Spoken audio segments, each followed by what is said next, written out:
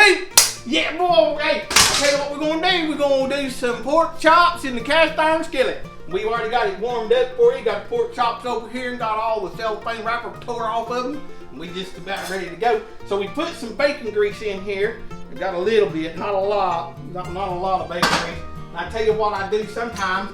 I know bacon grease, that's what makes your food happy. We're gonna add just a little bit of butter in here to flavor, little butter flavor. Hear that sizzling? Now we got it on high heat right now.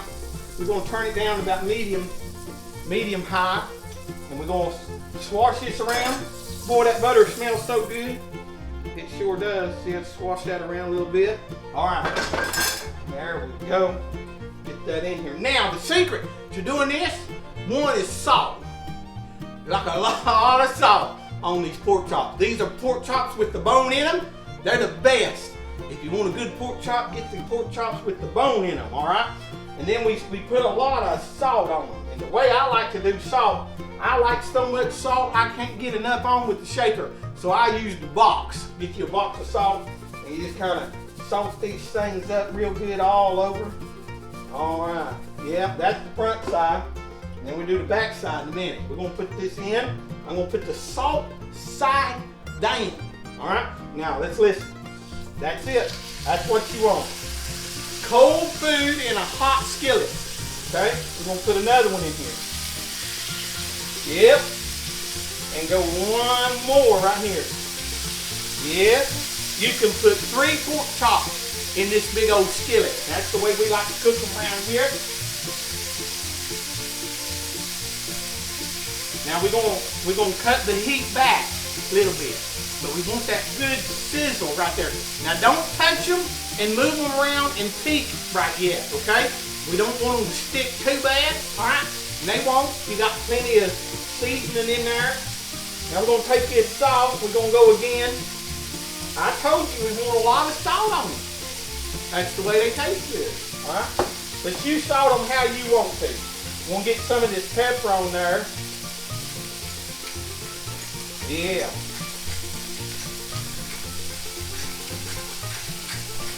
Right. Now some people like to poke at them and do stuff with a fork. I don't necessarily like using a fork a whole lot on my pork chops and all, just kind of testing them here. But I tell you what I do like. Here's a little secret right here. Here's what I like to do. See how it's bubbling up right there? Let me show you how you do that. If you just cut that, see how it lays down? You get this one here too. Yow! Oh! Hey, I'd advise you not to use your fingers if you like them. I use mine every now and then. Woo! Just cut that little piece right there. See how that flattened it right out? Yes, it did. This one here is still being ugly. I'll cut him up. There we go. Lay that down. You see how they're already moving? They ain't stuck to that pan. They ain't.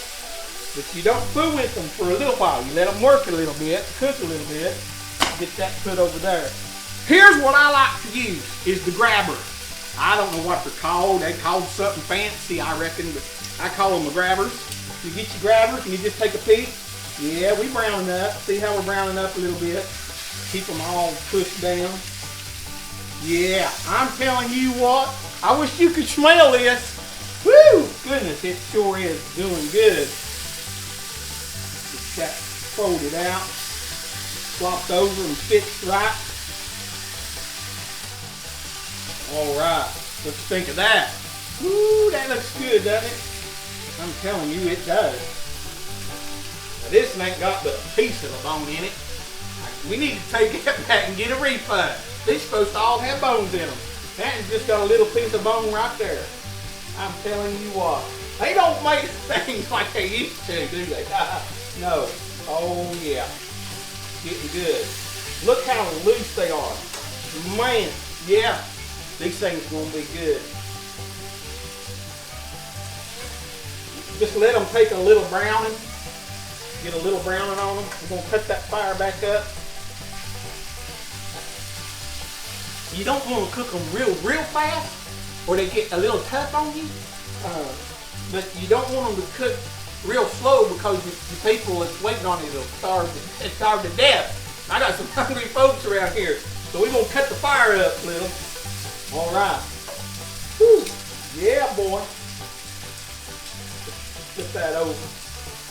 We don't brown them up too much here.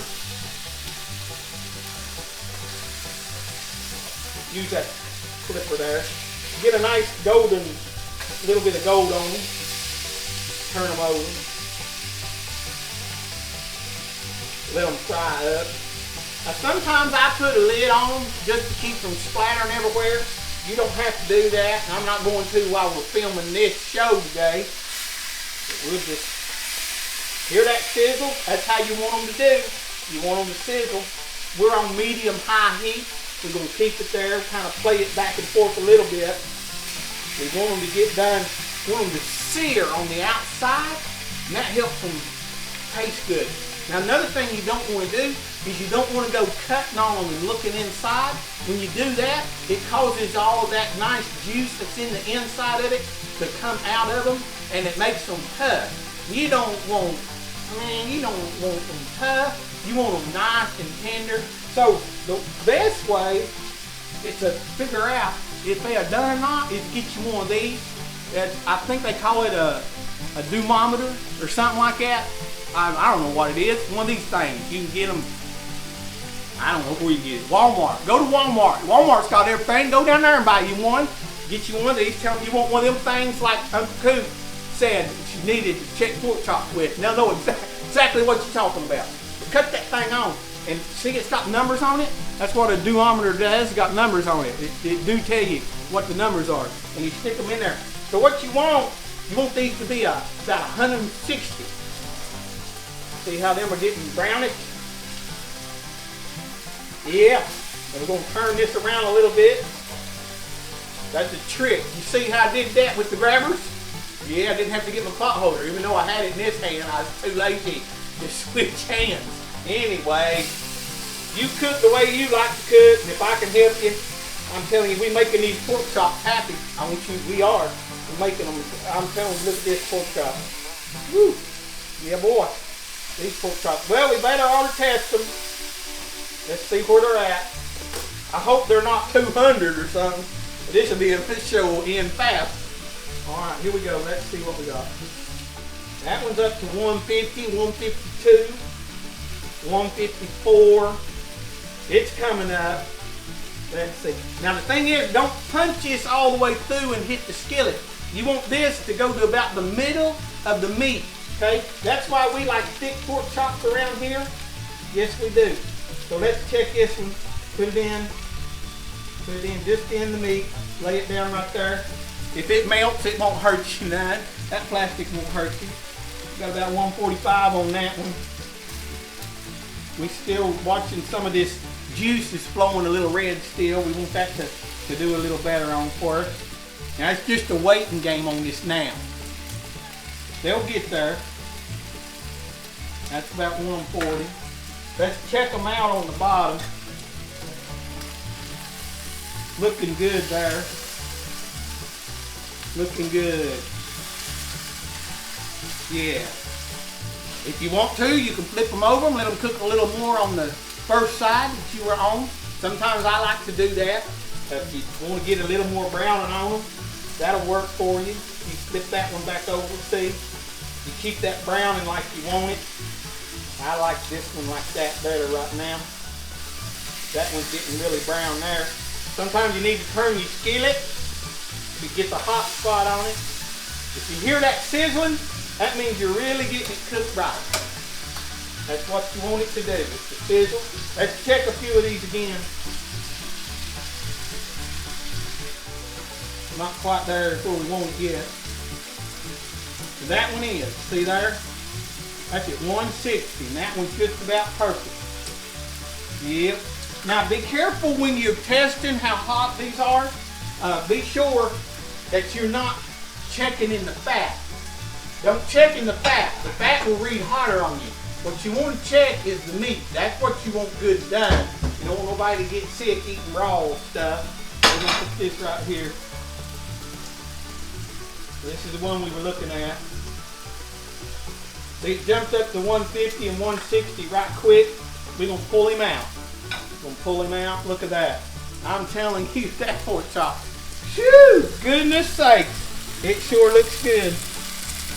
Let's see what this one does. Lay that down there. It needs might need a few more minutes. Or it might not. It might be good already. Looks like it might be. Yeah, let's see what this one's doing. This one's a little thin. It might be overdone. It is. That's another thing to keep in mind. These thin ones, they'll get up to temperature quicker. But he looks good. Look at that. It's flopping right over. Look at this. I'm telling you what, that pork chop right there. Whew! I know you can't take it, can you? Let me show it to you real pretty. All right, y'all, look at that. Look at them pork chops, boys. Look at that. Boys, I know you wished you was here to eat these pork chops. They are so good. So I tell you what, you get you some pork chops, get them cut thick with the bone in them. Get you one of them thermometers, and it'll tell you at 160, you jerk them things off, and they'll be as tender as everything. Make sure you use a lot of salt on them. And now we're going to fix the rest of them. I got a few more to fix. I'm not going to let you watch that one because I know you about ready to get on and fix your own. But what we're going to take and put it in this magic heating box. This is a great place to put your meat and let it stay warm while you're cooking your other stuff. And this skillet's not too off bad, but that's normal for a cast iron skillet. Some of you have been asking about cleaning them, and you see that's kind of got a little of that meat still in there. And I've got a video coming up that has how to clean all that out. It's real easy. It's not so hard at all. Well, that's it for cooking pork chops. I hope y'all learned something. Don't forget to use the bacon grease, and also go ahead and put some of the butter in there too, and it'll make your pork chop happy. Thank you for stopping by. I love you. Bye-bye. Hey, y'all, don't forget to mash the subscribe and the like button. I appreciate it. And tell all your friends to watch Cooking with Coot. I'll teach them how to make their food happy.